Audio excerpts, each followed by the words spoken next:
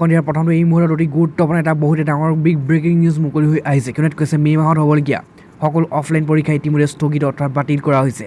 কেন্দ্ৰীয় শিক্ষা মন্ত্ৰালয়ে ইতিমধ্যে নিৰ্দেশৰ পিছতে অসমত এই লাগু হৈছে। তাৰ লগতে কৈছে দেশখনত কৰোনাৰ ঘটনা দ্ৰুতগতিত বৃদ্ধি আহিছে, প্ৰতিদিনে সংক্ৰমিত সংখ্যাও বাঢ়িছে। কৰোনাৰ পৰা মৃত্যুৰ সংখ্যাও কম হোৱা নাই। কিন্তু কৰোনাৰ ক্ষেত্ৰত কেন্দ্ৰীয় শিক্ষা মন্ত্ৰালয়ে সকলো শিক্ষানুষ্ঠান এই মাহত অফলাইন আৰু মুডত অনুষ্ঠিত হ'বলগীয়া সকলো পৰীক্ষা ইতিমধ্যে স্থগিত ৰাখিবলৈ আহ্বান জনাইছে। ইয়াৰ ফলত সংক্ৰমণ বিয়পাৰ শৃংখলা ভাঙিব বুলি আশা প্ৰকাশ কৰা হৈছে। আৰু ইয়াত কৈছে অৱশ্যে এই সময়ছোৱাত অনলাইন পৰীক্ষা অব্যাহত থাকিব। আৰু বহুতে ৰাজ্যই ইতিমধ্যে কৰোনাৰ কাৰণে বৰ্ড পৰীক্ষা ইতিমধ্যে স্থগিত কৰিছে। আৰু ইফালে এলাহাবাদ কেন্দ্ৰীয় বিশ্ববিদ্যালয়কে ধৰি কেইবাখনো বিশ্ববিদ্যালয় গ্ৰীষ্মকালীন বন্ধ ঘোষণা কৰা হৈছে। ৰাজস্থানকে ধৰি কেইবাখনো ৰাজ্যৰ বিদ্যালয়সমূহতো গ্ৰীষ্মকালীন বন্ধ ঘোষণা কৰা হৈছে। এতিয়াই আনহাতে এই মুহূৰ্তত বিগ ব্ৰেকিং নিউজ এটা মুকলি হৈ আহিছে। কিয়নো কৈছে মমতা বেনাৰ্জীয়ে প্ৰমাণ কৰিলে যে জেদৰ আগত দিদি আছে। মুখ্যমন্ত্ৰী হেট্ৰিক কৰি এতিয়া মমতা বেনাৰ্জী। কিয়নো পশ্চিমবংগত আকৌ এবাৰ তৃণমূল কংগ্ৰেছৰ চৰকাৰ গঠন প্ৰতিশ্ৰুতি দিছিল মমতা বেনাৰ্জীয়ে, আৰু সেই সফল হৈছে। আৰু মমতা বেনাৰ্জীয়ে ৰাজ্যখনত বিজয়ী হেট্ৰিক অৰ্জন কৰিছে। একেৰাহে তৃতীয়বাৰৰ বাবে ক্ষমতা দখল কৰিছে মমতা বেনাৰ্জী। আৰু ইয়াত কৈছে মমতা বেনাৰ্জীক জেদি বুলি গণ্য কৰা হয়। আৰু তেওঁৰ আত্মবিশ্বাস সকলোৱে এই কথাকে কৈছিল, যদি তেওঁ কিবা এটা কৰিবলৈ জোৰ কৰি দিয়ে সেইটো সম্পূৰ্ণ কৰাৰ পিছতহে উশাহ লয়। সেয়েহে যোৱা দুটা কাৰ্যকাল সম্পূৰ্ণ কৰাৰ পিছত পশ্চিমবংগৰ ৰাইজে তৃতীয়বাৰৰ বাবে তেওঁৰ ওপৰত আস্থা প্ৰকাশ কৰিছিল। তেওঁৰ পাছত এই মুহূৰ্তত আজিৰ দিনটো বিগ ব্ৰেকিং নিউজটো বহুতে ডাঙৰ খবৰ মুকলি হৈ আহিছে। কিয়নো সমগ্ৰ দেশৰ লগতে অসমৰ বিভিন্ন ঠাইতো এতিয়া কৰোনাই ভয়ংকৰ কাল ৰূপ ধাৰণ কৰিছে। তাৰ ফলত অসমৰ সকলোতে সমগ্ৰ দেশত জনতাৰ এতিয়া হাহাকাৰ পৰিস্থিতিৰ সৃষ্টি হৈছে। কিয়নো এতিয়া সকলোৰে কেৱল এপ্ৰিলৰ মাহতে 70 লাখে হেৰুৱাবলৈ গৈছে কৰ্মসংস্থাপন অৰ্থাৎ চাকৰি। কিয়নো কৰ্মচাৰীসকলৰ বাবে এক বৃহৎ খবৰ, আৰু 70 লাখ কৰ্মচাৰী এতিয়া কৰ্মসংস্থাপন অৰ্থাৎ চাকৰিৰ পৰা অৱসৰ দিব বুলি ইতিমধ্যে এক বৃহৎ খবৰ পোহৰলৈ আহিছে। তাৰ লগতে সংহাৰী ক'ভিডে বহু মানুহৰ জীৱনলৈ নামি আনিছে অমানিশা। আৰু ক'ভিডৰ দ্বিতীয় ঢৌৰ বাবে 70 লাখ লোকে হেৰুৱাবলৈ গৈ আছে এতিয়া চাকৰি। আৰু ইয়াত কৈছে কেৱল এপ্ৰিল মাহতে 70 লাখ লোকে হেৰুৱাবলৈ কৰ্মসংস্থাপন। আৰু ইয়াত কৈছে মুম্বাইৰ থিংক টেংক আৰু চেণ্টাৰ এগমেণ্টৰী ইণ্ডিয়ান ইকনমিকৰ এই সমীক্ষা প্ৰকাশ কৰিছে। কিয়নো যোৱা এপ্ৰিল মাহতে ইতিমধ্যে 70 লাখৰ লোকে ইতিমধ্যে চাকৰি হেৰুৱাইছে আৰু পুনৰ লকডাউন হোৱাৰ দিশে গতি কৰিছে। আৰু তাৰপিছত কৰ্মচাৰীসকলৰ এতিয়া ভৱিষ্যত ভয়ংকৰ ৰূপ ধাৰণ কৰিছে। কিয়নো 2021 প্ৰথম 4 মাহৰ সৰ্বাধিক লোকে হেৰুৱাইছিল চাকৰি আৰু ঠিকনাসমূহ। আৰু দেশত নিবনুৱা হাৰ 8% স্তৰ ইতিমধ্যে স্পৰ্শ কৰিছে। আৰু যিহেতু চাকৰি কৰোনা কালৰ ফলত বহুতো কৰ্মচাৰীসকলে এতিয়া চাকৰি হেৰুৱাবলগীয়া হৈছে, তাৰ ফলত দেশৰ নিবনুৱা হাৰ ইতিমধ্যে 8% স্তৰ স্পৰ্শ কৰিবলৈ গৈছে। আৰু মাৰ্চ মাহত নিবনুৱা হাৰ আছিল 6.5%, কিন্তু এতিয়া এপ্ৰিলত বৃদ্ধি হোৱাৰ পিছতেই 8% বৃদ্ধি পাইছে আৰু পুনৰ বৃদ্ধি হোৱাৰ পূৰ্ণ আশংকা কৰিছে।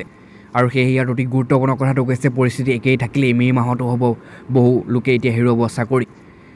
চৰকাৰৰ ফালৰ পৰা এক সমীক্ষা প্ৰকাশ কৰিছে, যদি এই পৰিস্থিতি অৰ্থাৎ সকলোতে এতিয়া লকডাউন সৃষ্টি হয়, তাৰপিছত এতিয়া এই বৰ্তমান মে' মাহ চলি থকাৰ সময়তে এই মে' মাহত বহুতো লাখ লাখ কৰ্মচাৰী এতিয়া চাকৰি হেৰুৱাবলৈ এতিয়া গৈছে, অৰ্থাৎ অৱসৰ দিয়াৰ সিদ্ধান্ত গ্ৰহণ কৰিব। কিয়নো এতিয়া কোনো কোম্পানীৰ পৰা ধৰি সকলো এতিয়া চলাৰ অসুবিধাৰ সন্মুখীন হৈছে। তাৰ ফলত এতিয়া কৰ্মচাৰীসকলক দৰমহা প্ৰদান কৰাৰ অসুবিধা হয়। আৰু সেইবাবে এতিয়া লাখ লাখ কৰ্মচাৰীয়ে চাকৰি হেৰুৱাবলৈ দিশে গৈ আছে। আৰু এই মাহত পুনৰ যি এপ্ৰিল মাহত 70 লাখ লোকে এতিয়া চাকৰি হেৰুৱাইছিল, সমীক্ষা প্ৰকাশ পাইছিল চৰকাৰৰ ফালৰ পৰা, কিন্তু এতিয়া পুনৰ আকৌ বহুত লাখ লাখ লোক কৰ্মচাৰী চাকৰি হেৰুৱাব পূৰ্ণ সম্ভাৱনা হৈ উঠিছে। আৰু ইয়াত কৈছে পৰিস্থিতি একেই থাকিলে মে' মাহতো এতিয়া বহু লোকে বহুত চাকৰি হেৰুওৱাৰ বিভিন্ন সম্ভাৱনা আছে। অতি ভয়ংকৰ কথাটো হৈছে ক'ভিডৰ বাবে ইতিমধ্যে বিধ্বস্ত হৈ পৰিছে সমগ্ৰ দেশৰ অৰ্থনীতি। আৰু ধৰক অৰ্থনীতিত কাম হেৰুৱাই হাহাকাৰ লাখ লাখ নিবনুৱা। কিয়নো এতিয়া সকলো দেশৰ অৰ্থনীতি যিহেতু ডাউন হৈ গৈছে, আৰু তাৰ ফলত আৰু সাহায্য এতিয়া নাই, অৰ্থাৎ দৰমহা দিবলৈ সামৰ্থ্য নাই কোনো কোম্পানীৰ চৰকাৰৰ। আৰু তাৰ ফলতে এতিয়া কৰ্মচাৰীসকলে এই অৱস্থা ঘটিছে। আৰু তাৰ লগতে কোম্পানীসকলৰ আৰু চৰকাৰৰ অৱস্থা বেয়া হৈ গৈছে। কিয়নো সমগ্ৰ দেশতে এতিয়া টেক্সৰ ওপৰত চলে সমগ্ৰ চৰকাৰ, কিন্তু এতিয়া সমগ্ৰ অসমৰ লগতে দেশত এতিয়া বিভিন্ন ঠাইত সম্পূৰ্ণ লকডাউন ঘোষণা কৰিছে। তাৰ ফলত এতিয়া হাহাকাৰ পৰিস্থিতিৰ সৃষ্টি হৈছে।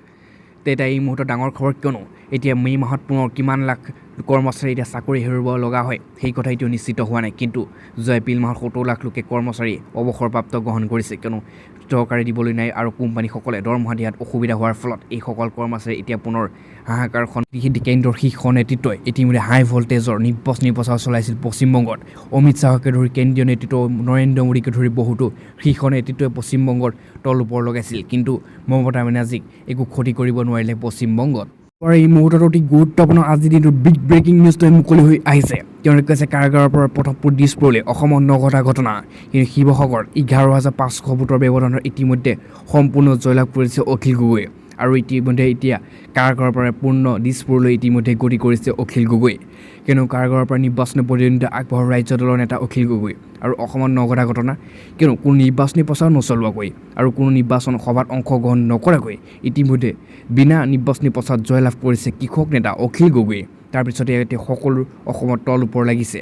আৰু 108 নং শিৱসাগৰ সমষ্টিৰ ৰাজ্য দলৰ প্ৰাৰ্থী অখিল গগৈ নিকটৱৰ্তী বিজেপি দলৰ প্ৰাৰ্থী সুৰভি ৰাজখোৰীক প্ৰায় 11,500 ভোটৰ ব্যৱধানত পৰাস্ত কৰি বিজয়ী সাব্যস্ত কৰিছে অখিল গগৈয়ে।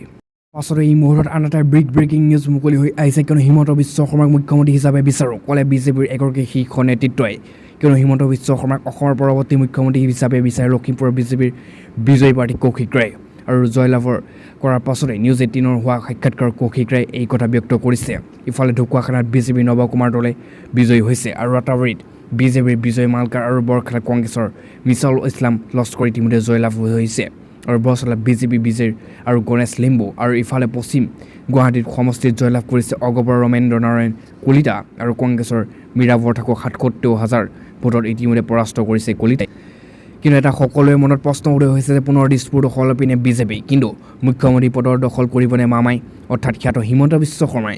এতিয়া সকলোৰে মনত প্ৰশ্ন উদয় হৈছে যে অসমৰ পৰৱৰ্তী মুখ্যমন্ত্ৰী কোন হ'ব। কিন্তু ইয়াত কোৱা হৈছে যে অসমৰ বিজেপি প্ৰায় বিজয় পিনে গতি কৰিছিল, কিন্তু অৱশেষত নিৰ্বাচনত জয় হৈছে বিজেপি। আৰু নিৰ্বাচনৰ আগৰ মুহূৰ্তত বিজেপিক প্ৰতিহত কৰিবলৈ বহু দল সংগঠনে উঠি পৰি লাগিছিল। কংগ্ৰেছে গঠন কৰিছিল মহাজোঁটৰ লগতে গঠন হৈছিল নতুন আঞ্চলিক ৰাজনৈতিক দল। কিন্তু বহু প্ৰচেষ্টাৰ অন্ত পেলাই আজি ঘোষণা হৈছিল অসম বিধানসভা নিৰ্বাচনৰ ফলাফল। আৰু এই সময়ত দেখা যায় যে বিজেপিৰ অন্য দলতকৈ যথেষ্ট আগবাঢ়ি আছিল। কিন্তু সেই জয়লাভৰ কৰাৰ পিছতো মুখ্যমন্ত্ৰী পদৰ প্ৰাৰ্থিত্ব ক্ষেত্ৰত হয়তো অসুবিধা আহিব পাৰে। কিয়নো বিজেপি দলে এতিয়ালৈকে ঘোষণা কৰা নাই মুখ্যমন্ত্ৰী পদৰ প্ৰাৰ্থী। আৰু বৰ্তমানলৈকে মুখ্যমন্ত্ৰী সৰ্বানন্দ সোণোৱাল আৰু মন্ত্ৰী হিমন্ত বিশ্ব শৰ্মা আছে মুখ্যমন্ত্ৰী পদৰ দৌৰত। কিন্তু এই বহু সময়ত সংবাদ মাধ্যমৰ প্ৰশ্ন দুয়োগৰাকী নেতাই কয় যে মুখ্যমন্ত্ৰী পদৰ দলে সংগঠন নিৰ্ধাৰণ কৰিব। কিন্তু এটা গুৰুত্বপূৰ্ণ কথা ইয়াত হৈছে যে ইয়াৰ মাজতে বিজেপিৰ উপসভাপতি তথা বিজেপিৰ ইনচাৰ্জ অসমৰ জয় পাণ্ডেকে অসমৰ মুখ্যমন্ত্ৰী সম্বন্ধে প্ৰশ্ন সোধাত কৈছে যে দলৰ উদ্যন্ত বিষয়ে ল'ব সিদ্ধান্ত। মুখ্যমন্ত্ৰী সৰ্বানন্দ সোণোৱাল দলৰ হৈ বিভিন্ন কাম কৰি নিজৰ দায়িত্ব পালন কৰাৰ চেষ্টা কৰাৰ বিপৰীতে মতে হিমন্ত বিশ্ব শৰ্মাই বিজেপিৰ এগৰাকী বিশিষ্ট নেতা হিচাপে জনাজাত হয়। আৰু নেতা হিমন্ত বিশ্ব শৰ্মাই ক'ভিড সময়ত আগবঢ়োৱা সেৱাৰ লগতে স্বাস্থ্য আৰু শিক্ষা মন্ত্ৰী হিচাপে যি কাম কৰি গৈছে তাৰ যোগেদি অসমৰ জনতাৰ মাজত এক বিশেষ স্থান দখল কৰিবলৈ সক্ষম হৈছে। তদুপৰি একাংশ লোকে বিশ্বাস কৰে যে কংগ্ৰেছৰ শাসনৰ থকা অসম বিজেপি প্ৰতিষ্ঠা কৰাত হিমন্ত বিশ্বই যথেষ্ট অৰিহণা যোগাইছে। গতিকে মুখ্যমন্ত্ৰী পদৰ প্ৰাৰ্থী নিৰ্ণয় কৰাটো বিজেপিৰ বাবে এক বৃহৎ প্ৰত্যাহ্বান হিচাপে দেখা দিছে। কিন্তু হিমন্ত বিশ্ব শৰ্মা মুখ্যমন্ত্ৰী পদটো এতিয়া নিশ্চিত হৈ পৰিছে।